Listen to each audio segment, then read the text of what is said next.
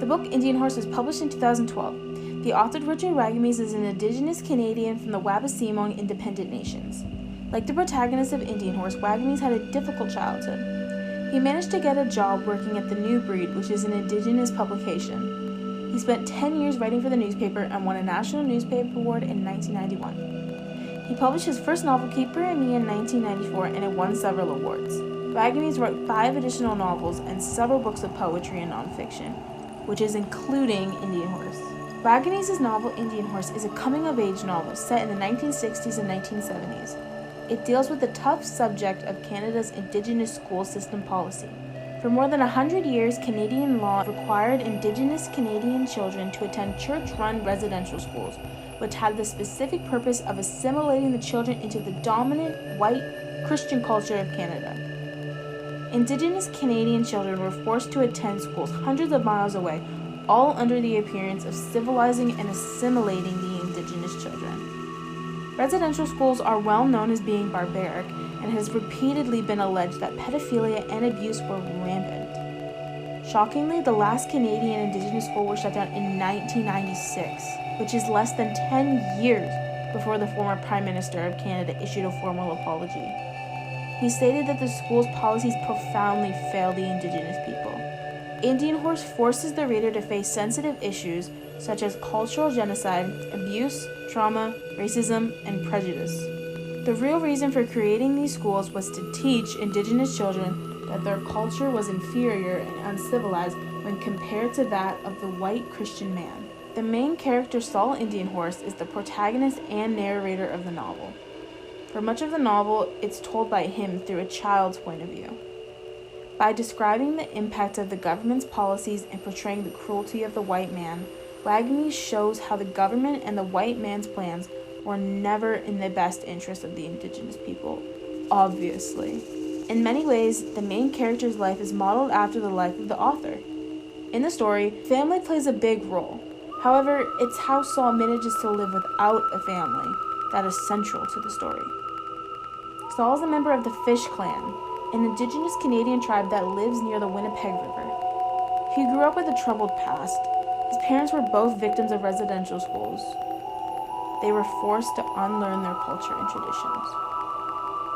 Now, we all know about intergenerational trauma, which means when parents didn't have a stable home and they didn't really have parents, how can they parent properly? And that was a big conflict in the story. Wagamese effectively uses symbolism to communicate how different Saul's life is to his ancestors. He also uses Canada's favorite sport, hockey, as a metaphor for the world itself.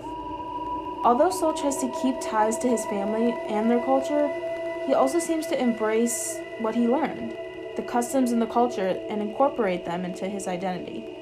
Although initially in the first few chapters my impression of the book was dull, as the story progressed, the more compelling I found it. The characters are well-rounded, and the author does a great job describing situations without having to spoon-feed the reader. In the way the author describes the traditions of the Indigenous people, it is evident that they are not some fanciful notion. It's real and substantial. It is experienced through visions and dreams.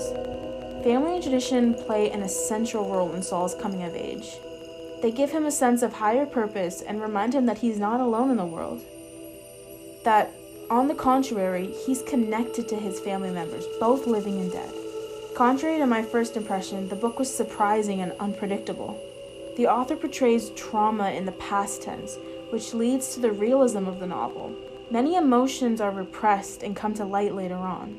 While I definitely recommend this book to all readers, I would primarily recommend this to an older audience. I think it would resonate with them better, given the seriousness of the subject. Throughout the novel, Saul undergoes a problematic transformation from child to adult. I love that you can see Saul's mindset and read what he was experiencing and dealing with firsthand. His thoughts were deep and descriptive and flowed and moved the book along so quickly, it's almost like I wasn't reading it. I was living it. Saul's narrative voice is lovely. He's serious and provides insight to the struggles of the Indigenous people. It makes for a very intriguing read. Sometimes you forget that you're reading a story because it feels like real-life accounts. The reader's forced to face horrors experienced by Indigenous children and the long-term impact that it has on them while they move through their life. The trauma from racism suffered every day bears down on the character. It's many years later, when he's a grown man, that he begins to acknowledge the roots of his unhappiness. Love and family play a significant role in the way Saul Indian Horse sees the world, how it allowed him to grow and develop. It is love and forgiveness that will enable him to face his past and connect to his family, both alive and dead. Wagami states, "The first thing you need to realize is what you need to survive is killing you." He connects Saul's personal experiences with the overall experience of Indigenous Canadian population. He connects Saul's personal experiences with the overall experience of the Indigenous Canadian population. However, it is clear that the author has a cautious, optimistic point of view. His own experiences create an authentic life experience with characters that are evolved with a level of detail that allows the reader to feel the depth of pain that lingers well into adulthood. It is possible for those who survive to discharge their ordeal by finding the courage to talk about their experiences.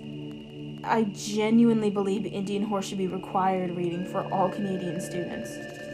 All Canadians, especially those seeking to feel a connection with our Indigenous people in their plight.